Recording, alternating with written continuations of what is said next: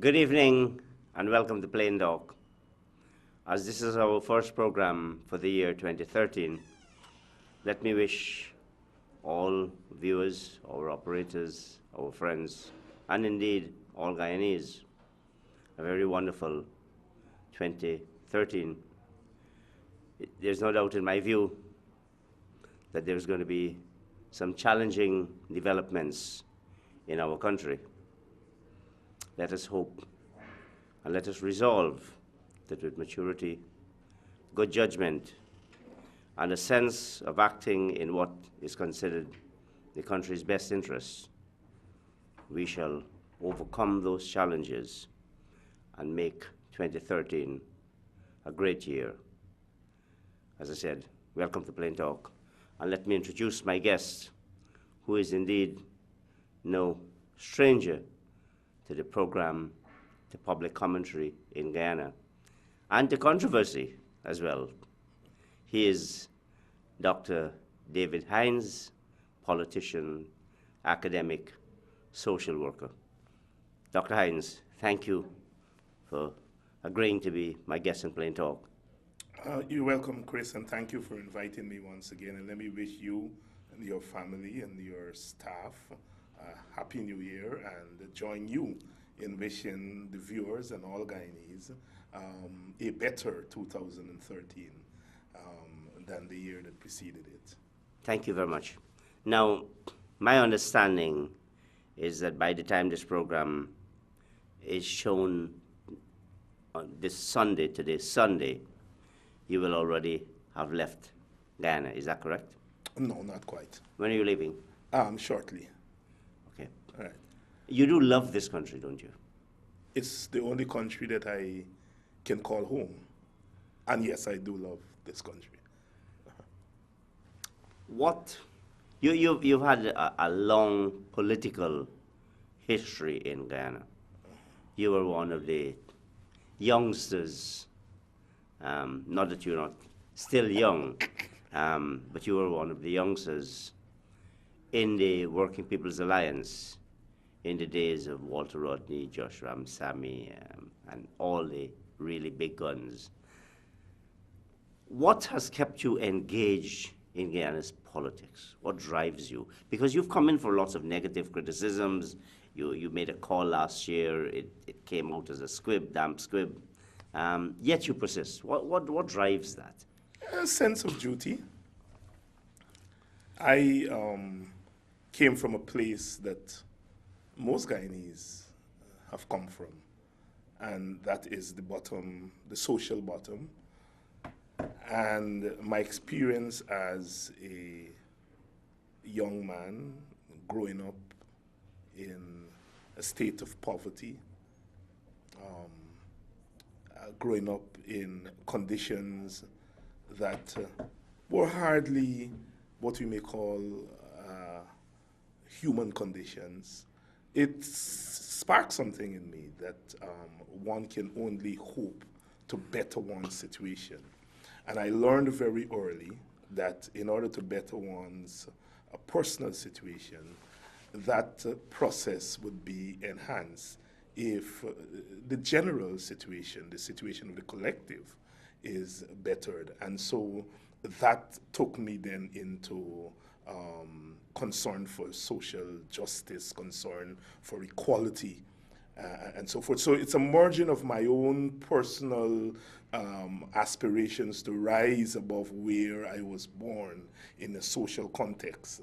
Right where you were born, is that Buxton? Yeah, Buxton. But Buxton could be Eversham, it could be Port Morant, it could have been Iflot, it could have been Linden, it could have been Queenstown, it could have been Charity, it could have been Lethem, right?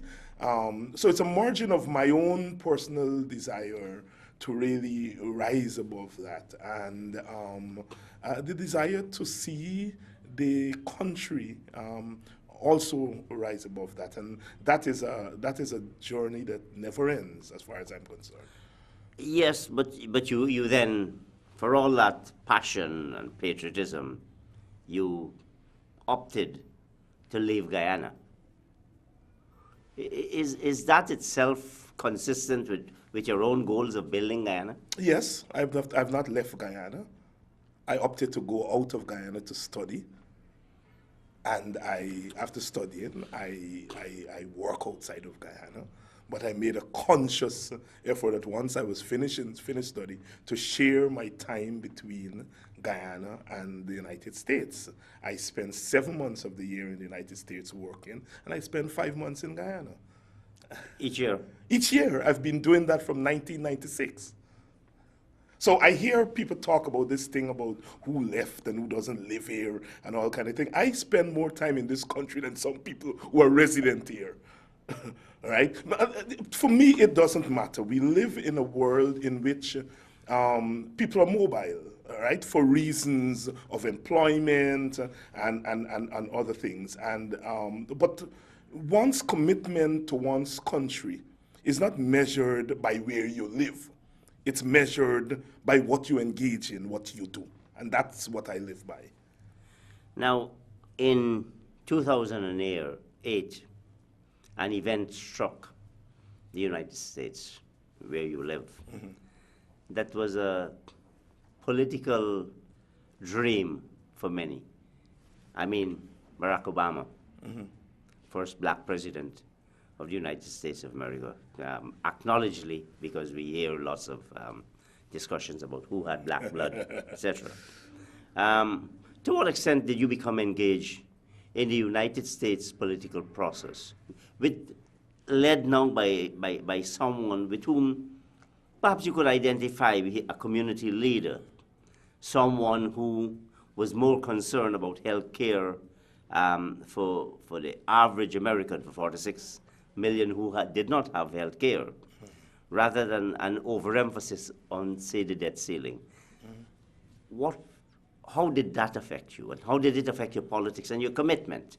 Well, it forced me to become much broader in terms of my attitude to political leaders. Ideologically, I don't share much with Barack Obama. I don't. Barack Obama is your classical liberal. I'm not. All right? Barack Obama's accepted the broad notion of the American dream and everything that comes with that. I don't. But yet, I fervently support Obama's candidacy. And I do so because he signifies, he symbolizes, and he represents centuries of aspirations of black people all over the world. And that is to prove that we as black people are as capable as any other racial or ethnic group in this world to manage the affairs of a country and the world at the very top. Was that beyond any doubt for you? That was never beyond any doubt for me, but you see, the way in which racism operates, it is not those who are oppressed who are ever in any doubt about our capacity, but it is what the system says that you were. And we live in a world in which blackness has always meant inferiority. This is what racism is about taking this thing and giving it meaning. And historically, whether in the education system, the health system, the justice system, in the United States, blackness is represented inferiority by law. By law, we are not to overcome that. You see, the thing about racism is not just somebody saying I'm prejudiced against you because you're black. It's that person and those persons and those classes of people have been able over 2 centuries to implement their prejudices in the laws and the institutions of the country. And so it is the institutions that said that black people could not be leaders. I mean, you know, at the end of slavery, they said that black people could not exist in a state of freedom. And so they should go back to Africa, what they call the African Colonization Society, that started to send black people back to Africa. Some went to island of Haiti and so forth. So the official view of black people was that we could not exist in a state of freedom, much more managing the countries. So with Obama rising there, it represents what he calls, yes, we can. And for that, I embrace him totally, although ideologically I don't share much of what he believes in. The United States remain remains quite a paradoxical and contradictory society. You have Barack Obama, a black, winning a primary against Hillary Clinton in a predominantly white state. He is black, just about 14% or something like that. Yet he gets over 50% of the votes. You have that situation. You have Susan Rice, a very competent black woman, being described and being almost harass-targeted as incompetent and questioning her own capacity and integrity. How do you summarize, if you can, in one answer, this paradox called America and its attitude to race? But I think it's a human paradox. I think it's part of humanity. You know, we thrive on difference. We define ourselves not by how same we are. We define ourselves by how different we are. You know, I am tall because somebody else is short. I'm only fat because there's something called thin. I only like blue because somebody else is like red. And we don't realize that that's what we do. And what racism then takes advantage of that human instinct to define ourselves in terms of difference, all right? And give it larger meaning. And so what happens is that as human beings, we constantly struggle with sameness and difference. We constantly do that. And that struggle plays itself out in national discourse, in national behavior. So you can have a country, all right? 40% of white people, that's not 100%, yeah? 40% of white people voted for Obama. Now remember, there's still 60%. Yes. Right? And that's what we're dealing with. Of the, what would be considered white, not the Hispanics, not the Asians. And that 60% will always be pressuring that 40%. All right? So the 40% who voted for Obama are under constant pressure. Nigger lovers, the whole thing that we know, etc., etc., etc., etc., etc. All right? And it's playing itself out. So what we see is what I call the logic of racism playing itself out. On the one hand, the society is redeeming itself. The society is advancing itself in terms of dealing with race relations. But even as it does that, it is also, in a sense, harkening back to the past, bringing the past into the present. And so what you have that struggle. And in that sense, Obama is even much more important, all right? Because what he does is that he brings that into the open. He brings that struggle in the American psyche out in the open. The struggle to say that we have to get past racism, we have to get past this notion that people are born unequal and so forth. But there's also the struggle to hold on to privileges. We could remember what superiority did for people, to the majority group in America, is give them privilege.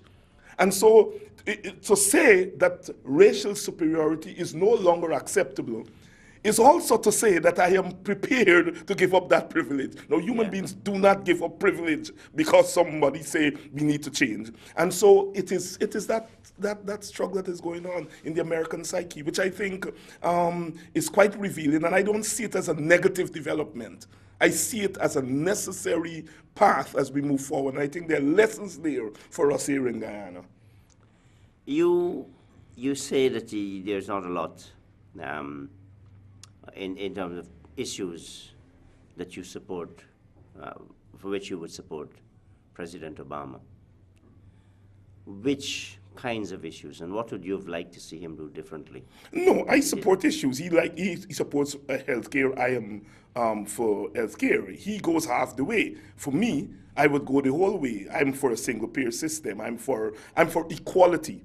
Obama cannot embrace equality in the same way that I embrace equality, because the very notion of capitalism, the very notion of what we call the American dream, is not premised on inherent equality. All right. Now, I believe in such a thing as inherent equality, both in theory and practice. I don't think Obama embraces that, and he can't embrace that once you embrace that notion. Dr. King struggled with that notion, struggle with the notion of what he called the American dream. And that's why he said the American dream that is rooted in the old notion of equality, which means for King, his American dream was a different American dream from the others. For Obama, I don't think there's that distinction. I think Obama and Obama's a new group, an emerging group of black middle-class professionals and so on, the new black America. Obama represents part of that new black America who are benefiting more from the American system than their parents did. Now, the struggle is, how do you critique a system that you're benefiting from? I mean, you could be president. Yes. You could be on Wall Street now. There are black people who could. So I don't think Obama has worked out how to benefit from the system, how to manage that system, yet be critical of the system. And in that sense, ideologically, I'm not on the same place with him because I don't start from the same place. But of course, he, as you pointed out, he's 60% of the whites did not vote for him. Right. He's president of the United States of America. Yes. He can't pursue a pro-black or a pro-Asian or a pro-anything agenda. That's right. He has to pursue an American agenda. Yeah, yes. What could he have done differently then, given that you recognize that? What could he have done differently that might have made you even more supportive of what? No, I'm 100% supportive of him. Don't get me wrong. Yeah? I don't share it. And that's what I'm saying. The remarkable thing about him is that somebody like myself, who doesn't support him ideologically, could be 100% for him. That is why he's such a powerful force, right? No, in terms of policies and so on, I don't think that there's very much he could have done because, like every political system, we are finding that out in Guyana. Governments change, right? But regimes don't change, right? Meaning the larger political system doesn't change. And I don't think there's much he could have done. I think the one thing that I would be very critical of him is that he is not keen enough, and perhaps this comes from his own socialization, to recognize that there are little cracks, little opportunities that you can seize and to push your agenda whenever that opportunity comes around. Obama cannot be pro-black. He should not be pro-black in terms of governance of the country, all right? But I think that opportunities do present themselves for him to advance an agenda that is much more hospitable, that is much more beneficial to African American people. You know, I spent the Christmas and the New Year with my family in the United States. My son, the youngest son, he's 19, and he and I had this constant battle. He is a registered libertarian, the Ron Paul kind of, you know, that idealistic thing.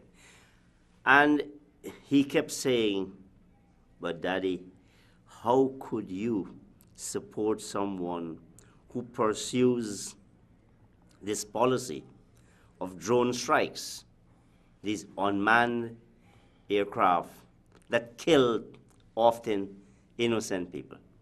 What could I have told Christophe in defense of a policy like that? Well, I don't know you could have told him anything in defense of a policy, but what you could have pointed out, what I would have pointed out is here. This is the logic, and this is the thing that African Americans have to face.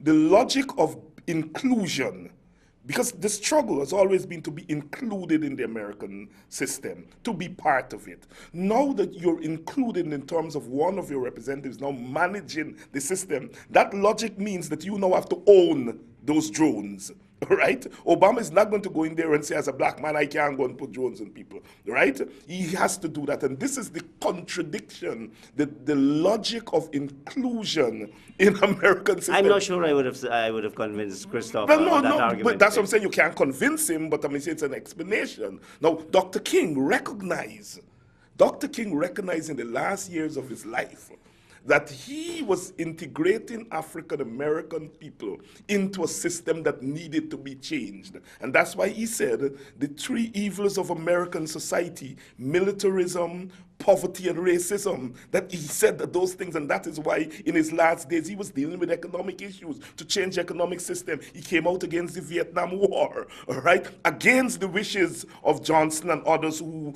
were allies in the African American civil rights struggle. So I think Dr. King was much. Of course, Johnson himself brought the war to an end. Right. But Dr. King was much keener than Obama. But he had to be, because he came from a generation that knew what it was to be nothing in America. Obama does not, in a practical way, I think intellectually understands what blackness and nothingness meant in America. But in a real way, I mean, in a real practical way, he does not. And so I think from a historical standpoint, he's not able to maneuver his way in terms of how do I manage a system that is seen as draconian, that is seen as not so good by half of the world, perhaps more than half of the world, but these people look to me as a symbol. How do I balance the two? And I don't think that intellectually and politically that he has arrived there.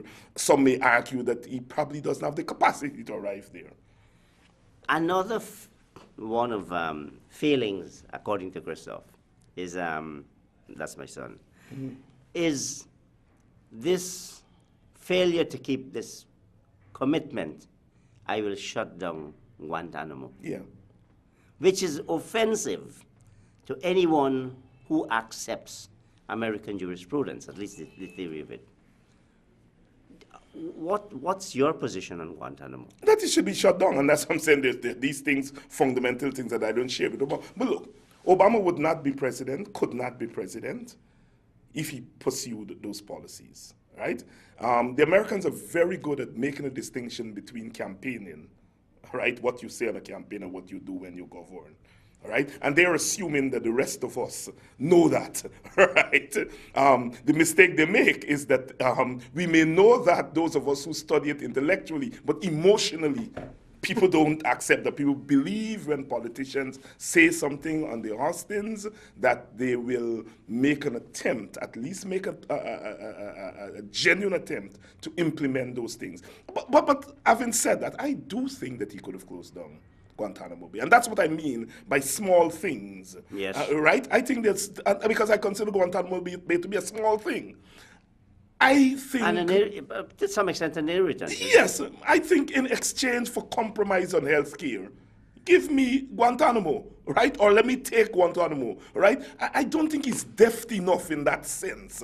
And it has nothing to do, I think, with his intellectual capacity. It has to do with his politics. Because, like I said, Black America has changed, right? It's not the same Black America of 30 years ago, 40 years ago. And part of that change in Black America is that you have this new Black elite, what they call in America the Ivy League upstarts, right? They've become a class of Black people who view the world ideologically different from the way Black people view it. A leader of that would be Colin Powell, of that school? No, Colin Powell is a different generation, right? Colin Powell actually... No, I'm not talking about age, I'm talking about the mindset. But that mindset arises out of a historical thing. Colin Powell tells you plainly, I experienced racism. He understands what racism is, right? Through experience. And he does not share that. I mean, he's affiliated to the Republicans and so on. But his politics are not conservative and so on. He endorsed Obama twice. Twice. And that shows his understanding of how the situation operates. But Obama's generation of the Black elite, all right, they view the world differently, and they start from the position that America has made tremendous strides, and as a result of these tremendous strides, it means that tremendous changes have occurred. And they may be correct, except that a lot of those changes are transient, right? I mean, you can elect. Look, slavery ended in the 1860s.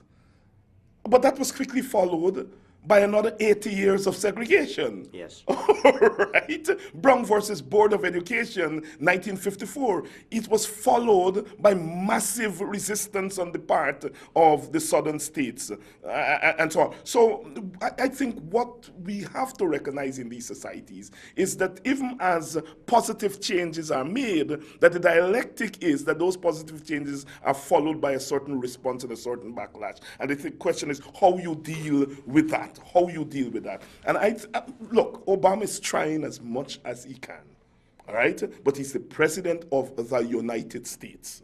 Which he said in his 2004 speech. There's no red state or white state. Right. He's president of the United States. And there are forces in the United States that are invested in the survival of the American state as it has historically been.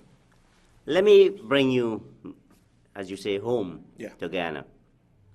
In 2012, two of the causes with which you greatly identified, Linden and, well, an offshoot where you called for the digging up of roads. Did you do that? Directly or indirectly call for the digging up of roads on the east coast of Demerara? I didn't say to people, go dig up roads or go block the roads. I said, and I'm repeating here, I said, we have a government that has no compunction in facilitating and perhaps ordering the slaughter of innocent people. And I was referring to Linden. And I said to the people of Buxton that you must have absolutely no fear that if that is visited upon you, that you must take action to defend yourself. And I listed a number of things that you should do. I talked that you must educate yourself so that when the army and the police come to recruit young people from among you, they must recruit conscious young people. So that's one thing you can do to fight back. I talked about education. I give a long 5-10 minutes about education. And then I said there are other things that you can do as part of civil disobedience. That if your people are being assaulted, that those public roads belong to you and you must use them in your defense. And you must not be afraid to dig up the roads or block the roads as a form of civil disobedience if you're assaulted. You think that that is a legitimate call by any leader of a country? Yes, it's been a historical call. Civil disobedience was not born by me. The civil disobedience is a historical thing. My foreparents had to use civil disobedience. They had to malinger. They had to damage crops sometime on the plantation. But that may have been applicable in a situation where you did not have universal adult suffrage. You did not participate in the electoral process, as we now have. How could you justify that kind of situation, David, in the current situation? Yeah, we participate in the electoral process. But the returns of that participation has resulted in our underdevelopment, resulted in our marginalization from the system. You see, Chris, it's not just of participation. It's what is the sum total, what's the outcome of that participation. We go out, we vote in legitimate elections. But legitimate elections have led to one-party dictatorship in Guyana, whether it was the PNC one-party dictatorship or the PPP one-party dictatorship. And so, therefore, yes, we participate in the political process, but the outcome is our further degradation, our further marginalization. Look, I call for more than digging up roads under the PNC. And so I have absolutely no apologies to make to anybody about calling for digging up roads and blocking roads. Thank you, David. We'll get back there. Viewers, we'll now take an ad break, and I'll be back presently. No, we ain't giving up no mountain. We ain't giving up no tree. We ain't giving up no river. That belongs to we. Not one blue sake, not one rice grain, not one for us, not a blade of grass.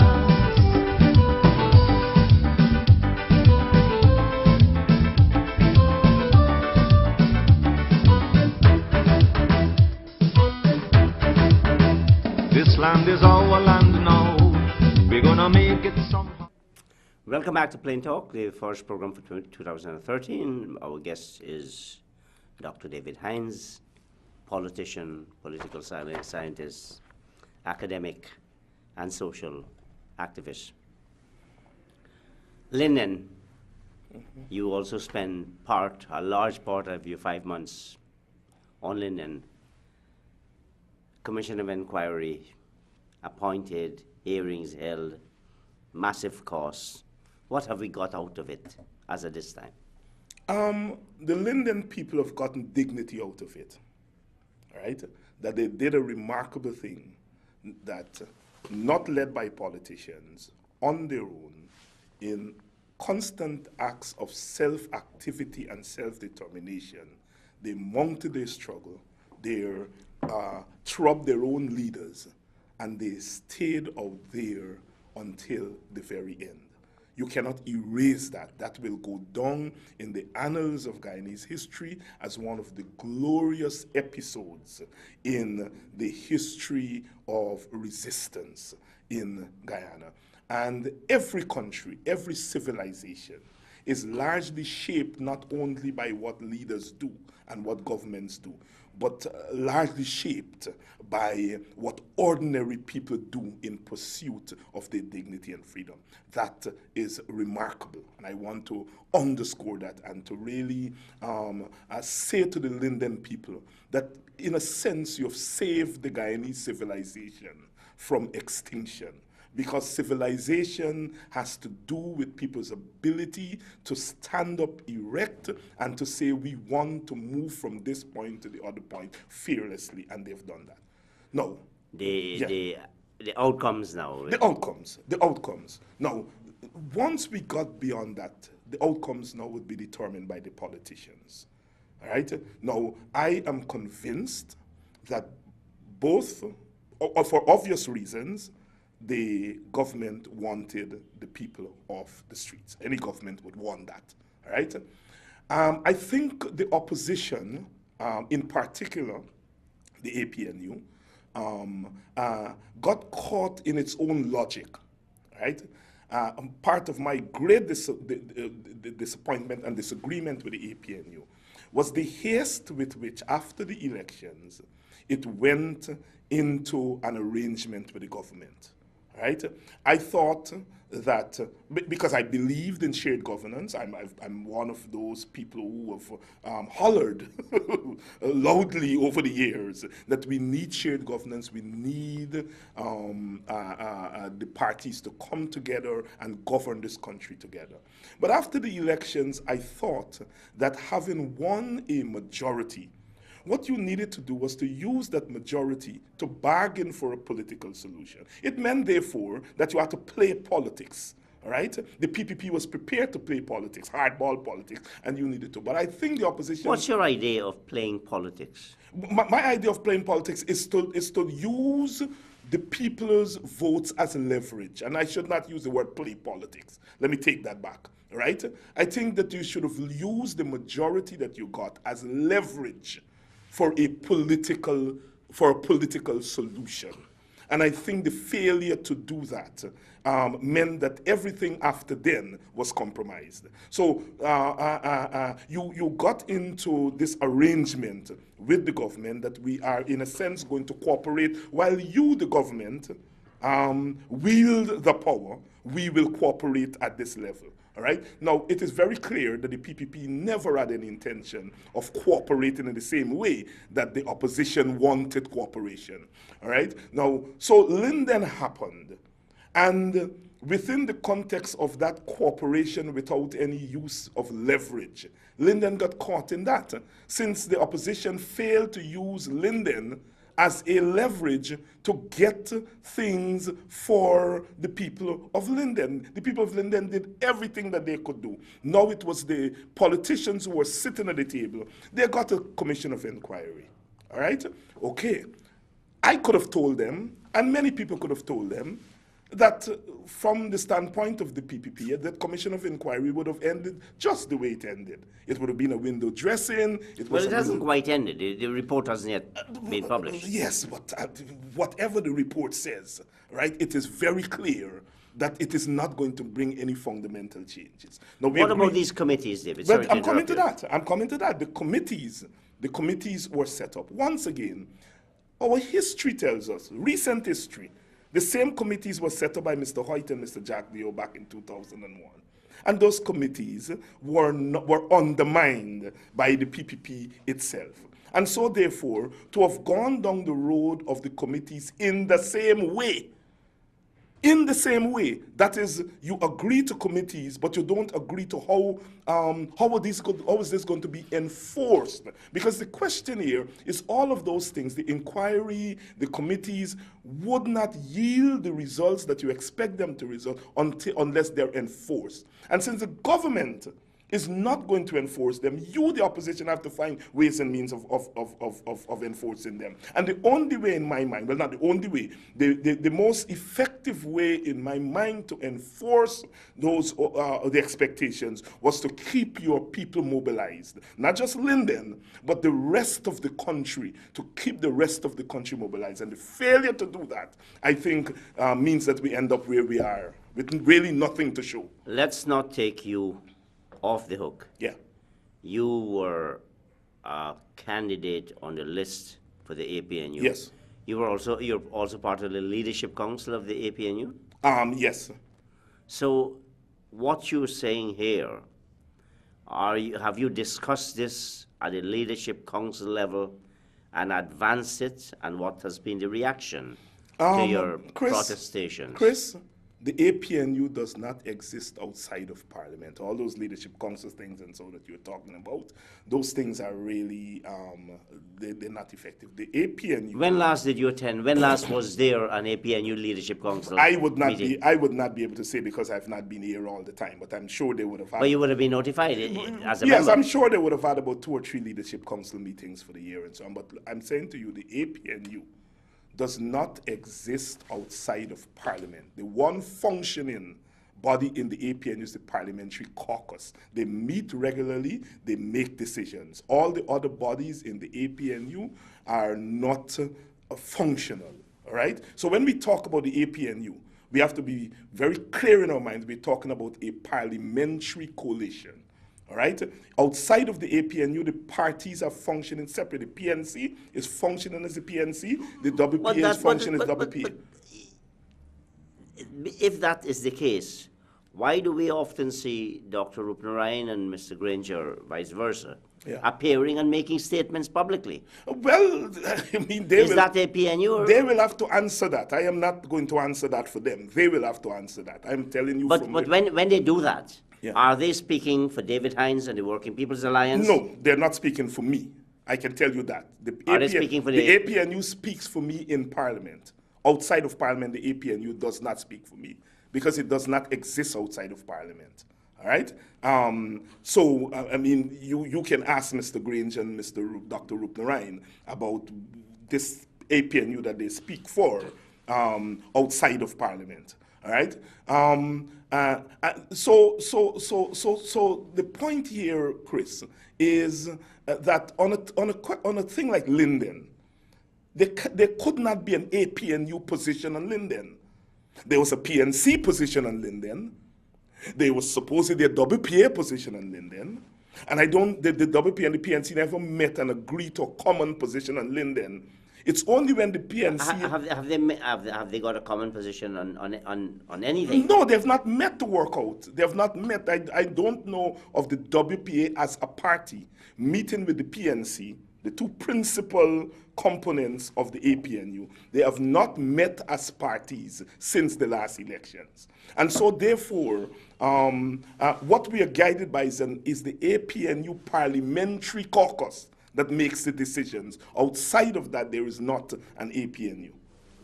What about the manifesto with which the APNU went into the elections? Is that's a shared commitment of the, as Mr. Granger loves to say, 10 political entities? Yeah. The WPA was firmly part of that decision, isn't it? Mm-hmm. Now, you talked about power sharing. What did you expect the APNU to do in terms of power sharing?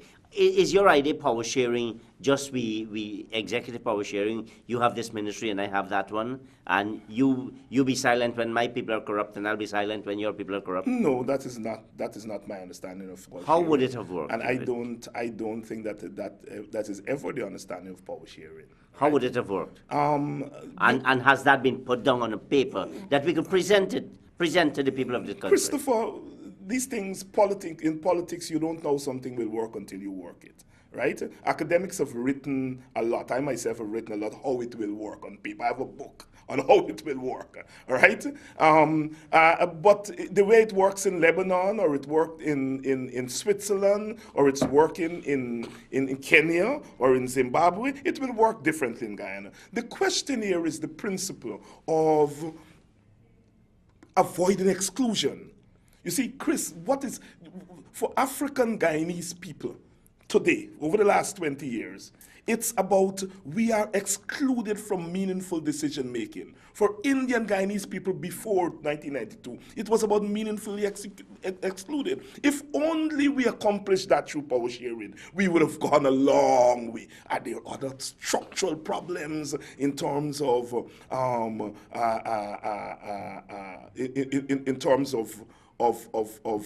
gridlock and some of these other things? Yes, those things are always going to be there. They're not just there in power sharing government, they're there in all governments. I mean, the Americans don't have a power sharing government, yet they have gridlock, right? Gridlock is inherent in every political system. The question here is the principle of inclusion. As an African Guyanese, I can tell you, I speak to African the Guyanese. Perhaps they connect to some of us in a spiritual way. And what you hear from them is this cry, this fear that we are nothing in this country. And so when we argue for power sharing, our principal argument is to deal with that fundamental Okay, so thing. you argued for power sharing. You put up a political agenda. Yeah. You put up persons. What have those persons done? What has Mr. Granger, as leader of the APNU and leader of the PNC now, what has he done to advance the agenda as set out, and the parliamentary opposition? I am being frank with you, Chris.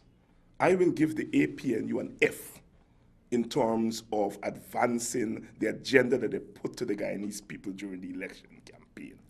That the principal platform of the APNU, when it was being formed and during the election campaign, was the fight for a government of national unity.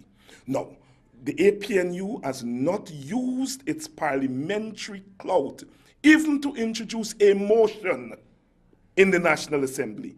I think that is almost criminal, because I can tell you, as someone on the political platform, on the APNU platform, the biggest applause line was always when we said, never again will there be a one-party government. Never again will 51 mean 100. It was the biggest applause. And that 1 year after, you have not introduced even a motion, that is a betrayal of the trust that the people have given you. And let me say, look, there are two major parties in the APNU.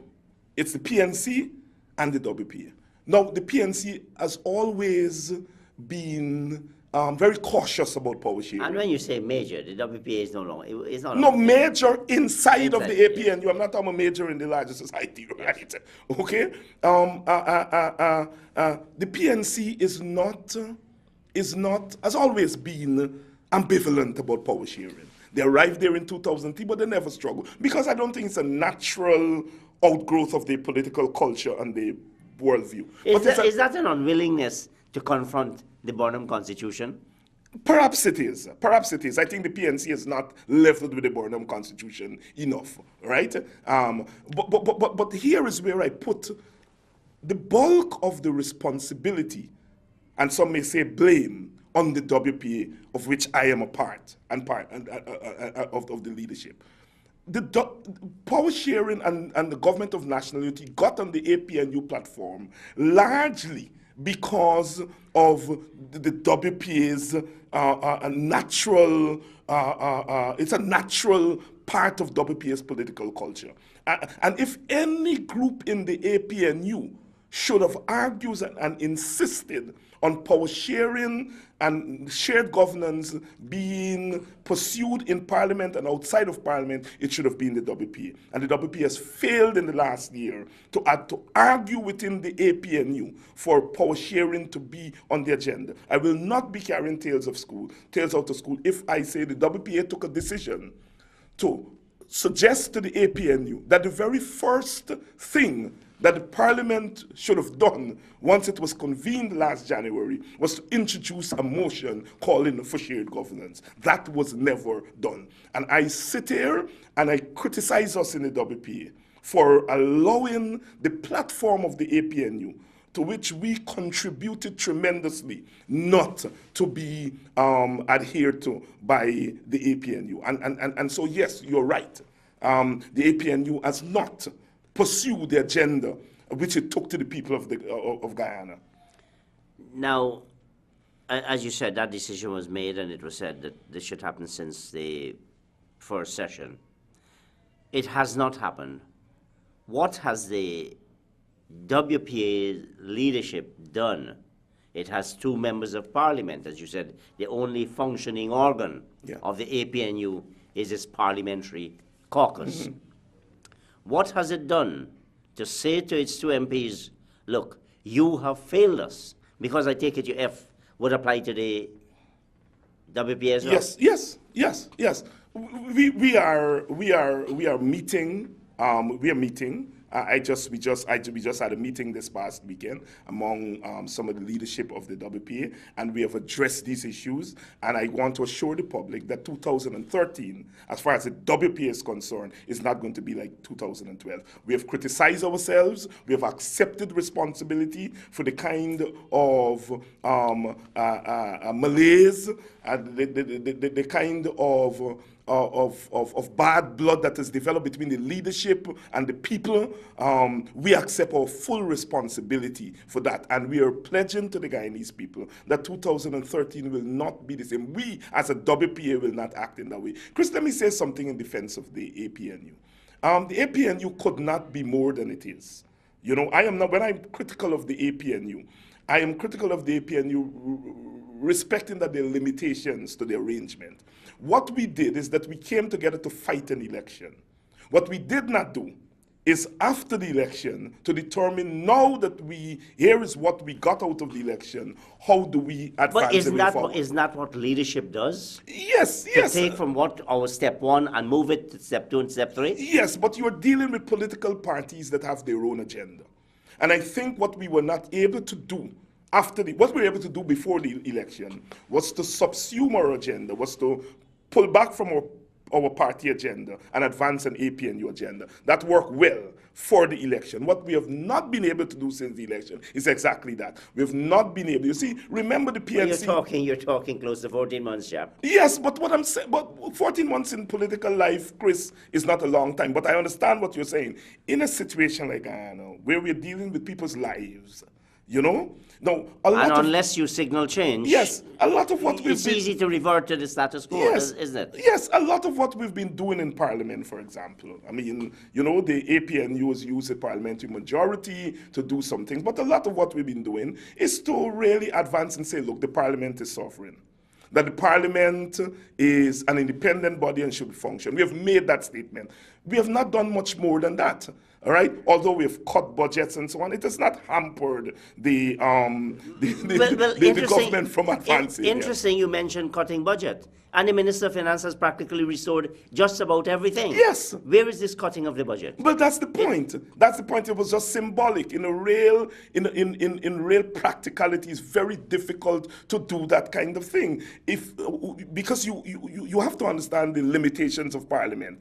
But Parliament can become. But you should support your parliamentary activity with other work. That's my point. You've said I agree totally with you. And that is why I have mercilessly, along with others, mercifully, not mercilessly, mercifully, along with others, I've been saying that we must not give up the option of mass mobilization. We must not, because Egypt would not be where it is as much as we may not like where it is, but it may not be where it is. Mubarak would not have gone without the mass mobilization on the street supporting what is going on among the leaders. You are a leader of the WPA.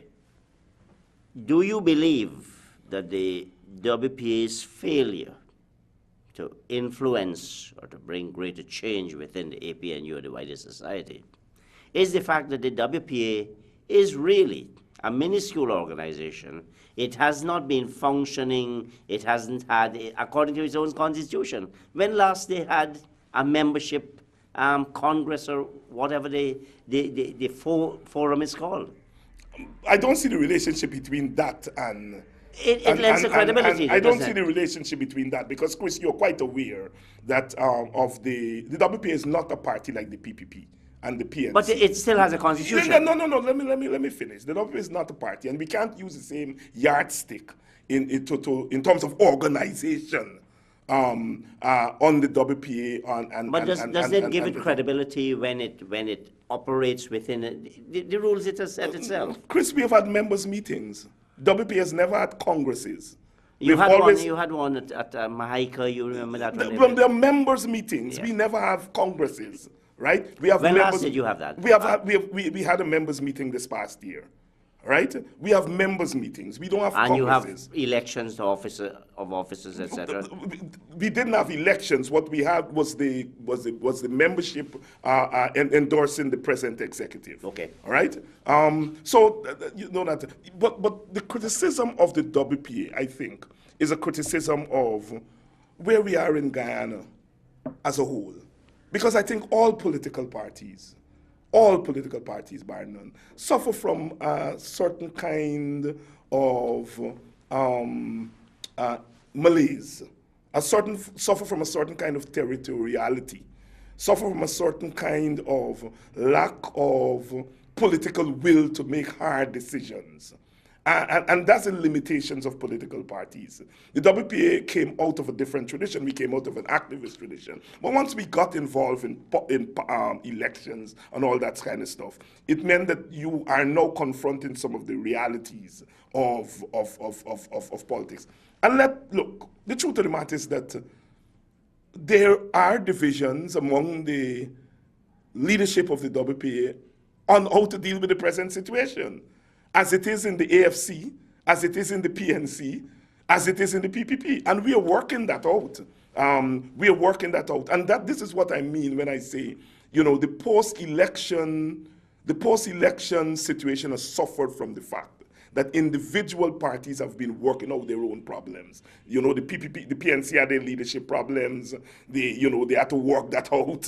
You know, the AFC has their leadership problems, although that does not come out in the open as much as other parties. We have disagreements in our leadership and so on. And you're working that out, but the people's business have to be taken care of, and we have not balanced the two. You've mentioned the AFC, you've given the AFC, you've given the APNU an F. Yeah. What would you give the AFC? A passing grade. I'll give the AFC a passing grade. And let me tell you why I give the AFC a passing grade. The AFC did not campaign on any radical change in this country. The AFC campaigned on reforming the system and bringing about accountability and so on, and it is pursuing that, right? And so insofar as they pledged that that's what they were going to do, they've done that satisfactorily, and in that sense, I'll give them a passing grade. Now, I may have disagreements, and I do have disagreements with the narrow scope of AFC's politics, because I don't think the AFC is a revolutionary organization. All right? The APNU, on the other hand, campaigned on radical change and did absolutely nothing in that regard. What about the other elements of society? Civil society, the media. What role have they played, and how successfully? We have all become compromised, Chris. And that's what happens with the dictatorship. We saw it when we had the previous dictatorship. We saw the society itself became compromised because, you know, the whole notion of change and survival, you know, you live here, you have to survive, but you also want to change the system. Sometimes survival itself becomes accommodation. And so we have that kind of thing. Look, I mean, there are hard realities that we have to confront. The PPP they thrive on ethnic insecurity. They use the ethnic insecurity of the Indians. They always point, these African people, they're aggressors. They're always on the streets. They're always doing this. And they use that. It means, therefore, that any opposition that has to rely on African support has to be conscious of that. And it's a difficult situation. But I think political leaders have to find a way to balance the two.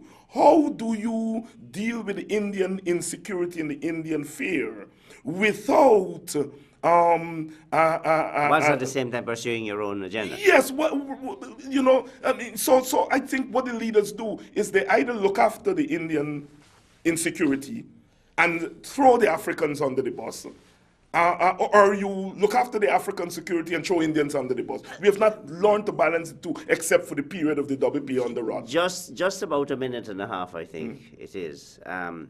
We hear a lot about youths, and again, the APNU emphasizing this New Year message, not about any radical change, but just focus almost entirely on youth. To what extent has the APNU been driven by an agenda for youth, or power really lies in? Well, depends on what kind of youth you're talking about. The APNU radicalized a whole set of youth last year, and then when that radicalization hit the street, the APNU closed it down. So perhaps this year of 2013, that is the year of the youth, perhaps it's a way of correcting that big mistake. The Youth Coalition for Transformation, which was the organizational structure of the radical youth that came out of the thing, has really been destroyed by the policy drive and the policy trajectory of the leadership. And perhaps they've recognized that's a mistake and they're trying to correct that in 2013. 2013 again, what kind of changes, you said that WP has made all these decisions, what kind of changes do we expect to see from the APNU? Well, I can't speak for the APNU, Chris, because the APNU, I'm not in Parliament. Well, what are some of the areas that the WPA is saying to the APNU, we must move on these issues? Definitely, we are saying we are going to argue strenuously in the parliamentary caucus for parliamentary action to deal with issues that have to do with people's lives, that has to do with salaries, that has to do with employment, that has to do with the plight of teachers. Okay, what about things like governance matters? We're coming to that. Well, no, we got a limited time. Right. So governance is the top of the agenda. We are still arguing that the solution to the problem of this country is shared governance. And so that will be at the top of our agenda. Governance and dealing with the living conditions of the people and having the parliament take action to bring that about. One final question. Yeah. If these things are not forthcoming, would the WPA be prepared to say, look, we better have new elections rather than a continuation? We have not at that point, and we don't believe that elections solve anything. Elections do not solve anything if the outcome of the elections are not used in the interest of a political solution. Guyana cries out for a political solution, not elections. Elections, insofar as they're held, must lead to a political solution. If they don't lead to a political solution, they lead to what we have now, which is confrontation and malaise. Dr. David Hinds, thank you very much for appearing on Play Talk. First program for 2013. All the best to you again for the new year, and we look forward to seeing you and some more of similar programs. Thank you very much, and I hope I set the tone for the rest of the year on your program in a positive way. Operators and viewers, thank you. Good night. See you next week.